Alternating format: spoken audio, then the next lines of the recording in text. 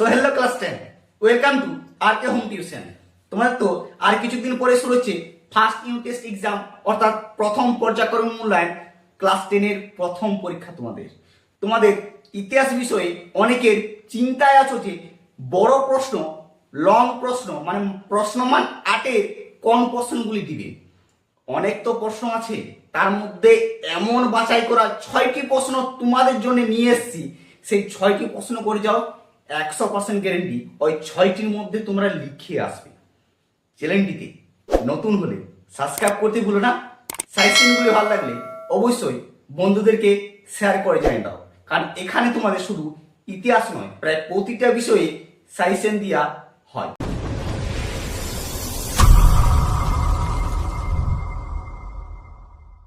দেখো মাধ্যমিক স্টুডেন্ট, তোমাদের ফার্স্ট ইউনিট টেস্টের জন্য যে 6টি 8 নম্বরের সাজেশন লিখে দিচ্ছি, এই 6টি করে যাও, এখান থেকে তোমরা লিখে আসবে, কমন পাবে, এটি আমার গ্যারেন্টি থাকলো। তোমাদের 3টি দিবে, হয়তো 3টির মধ্যে 3টি কমন পেয়ে যাবে, 6টির মধ্যে এটি দেখে রাখো। ঠিক আছে, দেখো এক একটি করে প্রশ্নগুলো দেখে দিচ্ছি, ভালো করে নোটিস করো। ঠিক আছে, আর যদি ছেড়ে গেছে এখনো ভালো করে লিখে নাও, প্র্যাকটিস করো। দেখো প্রথম প্রশ্ন হচ্ছে, শিক্ষা বিস্তারের ক্ষেত্রে প্রাচ্যবাদী ও পাশ্চাত্যবাদী বিতর্ক কি? জিজ্ঞাসা চিহ্ন। উচ্চ শিক্ষার বিকাশে কলকাতা বিশ্ববিদ্যালয়ের ভূমিকা লেখো। এই প্রশ্নটি মান 8 এর ভেরি ভেরি ইম্পর্টেন্ট। ঠিক আছে, প্রশ্ন মান কিন্তু 8, বারবার বলছি। ঠিক আছে, প্রশ্নটি ভালো করে প্র্যাকটিস করো, এই প্রশ্নটি পড়ার এরা 100% চান্স আছে।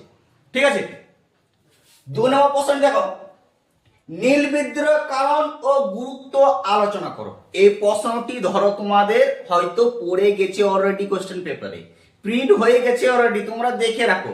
ঠিক আছে, মোস্ট এবং ভেরি ভেরি ইম্পর্টেন্ট প্রশ্নগুলি। ঠিক আছে, মান 8 এই প্রশ্নটিও দেখো। তোমাদের গত বছর যে 2026-এ মাধ্যমিক যারা দিল, তাদের যে আমি 12টি কোশ্চেন দিয়েছিলাম, 12টি, সেই 12টির মধ্যে লং কোশ্চেন পুরো হুবহু কমন। তোমাদের যদি বিশ্বাস না হয়, তোমরা আমার ইউটিউব চ্যানেলে গিয়ে ইতিহাসের মান 4-এর প্রশ্নগুলো দেখে আসো, 8 নম্বরের প্রশ্ন সাজেশনগুলো দেখে আসো, কোশ্চেন পেপারটা হাতে নিয়ে বসে যাও, দেখো। তেমনি তোমরা পুরো প্রতিটা কমন পাবে। First unit test, second unit test, test final, বিশেষ করে তোমাদের ফাইনালে যতগুলো দেবো 100% সিওর কমন থাকবে। এখন থেকে প্রস্তুত তোমাদের করে রাখবো। ঠিক আছে, এবার দ্বিতীয় প্রশ্ন দেখলে, তৃতীয় প্রশ্ন হচ্ছে আরো বেশি গুরুত্বপূর্ণ, যেটি পড়ার 100% প্রায় চান্স আছে। কি? ঊনবিংশ শতকের বাংলা সংস্কারে আন্দোলনে নব্যব্যঙ্গ গোষ্ঠীর আন্দোলন লেখ বা অবদান করো। ঠিক আছে, ঊনবিংশ শতকের বাংলার সংস্কার আন্দোলনে নব্যব্যঙ্গ গোষ্ঠীর অবদান লেখো বা আলোচনা করো। এই প্রশ্নটি বিশাল ইম্পর্টেন্ট এবং বিশাল গুরুত্বপূর্ণ, একদম মিস করবে না বলছি। ঠিক আছে, মিস যদি করে গেছো, মিস, পরীক্ষা থেকে মিস। ঠিক আছে, এবার দেখো 4 নম্বর প্রশ্ন যেটা তোমাদের দেখিয়ে দিচ্ছি, এটি তোমরা এখন থেকে প্র্যাকটিস করো, চোখ বন্ধ করে ভরসা রাখো, যতগুলি দিচ্ছি তুমি লিখে আসবে। ঠিক আছে, দেখো, সাঁওতাল বিদ্রোহ কারণ ও গুরুত্ব আলোচনা করো। এই প্রশ্নটি তোমাদের আসতে চলেছে, পরীক্ষার শেষে তোমরা কমেন্ট করে জানিয়েছে হ্যাঁ প্রশ্নগুলি যতগুলি দিয়েছিলেন সব মিলে গেছে। ঠিক আছে, দেখো 5 নম্বর প্রশ্ন হচ্ছে, বাংলার নবজাগরণের চরিত্র বিশ্লেষণ করো।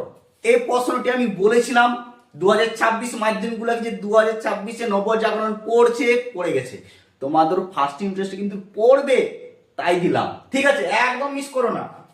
6 নম্বর লাস্ট প্রশ্ন হচ্ছে, ঊনবিংশ শতাব্দীর সামাজিক ইতিহাস রচনার হুতুম পেঁচার নকশা ভূমিকা আলোচনা করো। এই প্রশ্নটি তোমাদের টেস্টও পড়তে পারে, আবার ফাইনাল, বুঝতে তো পারছো। ঠিক আছে, এই 6টি প্রশ্ন দিলাম, প্রতিটি প্রশ্ন ভালো করে মুখস্থ করো। আজকের থেকে 100% গ্যারান্টি দেখছি, বারবার বলছি, তোমার কমন পাবে, লিখে আসবে। আর হ্যাঁ, আরো বাকি সাবজেক্টে তোমাদের ভিডিও অলরেডি আমার চ্যানেলে ছাড়া আছে, সেই ভিডিওগুলো তোমরা যদি না দেখে থাকো আমার পেজে গিয়ে দেখে নাও। মাধ্যমিক 2027 যে পেজটি আছে, ঠিক আছে, প্লেলিস্ট, সেখান থেকে দেখে নিতে পারো, বা আমি ডিসক্রিপশনে লিংক দিয়ে দিচ্ছি, সেখান থেকে তোমরা দেখে নিতে পারো। আর হ্যাঁ, চ্যানেলটি যদি নতুন হয়ে থাকো সাবস্ক্রাইব করতে ভুলো না। আর সাজেশনগুলো যদি ভালো লাগছে তাহলে বন্ধুদেরকে অবশ্যই শেয়ার করে জানিয়ে দাও।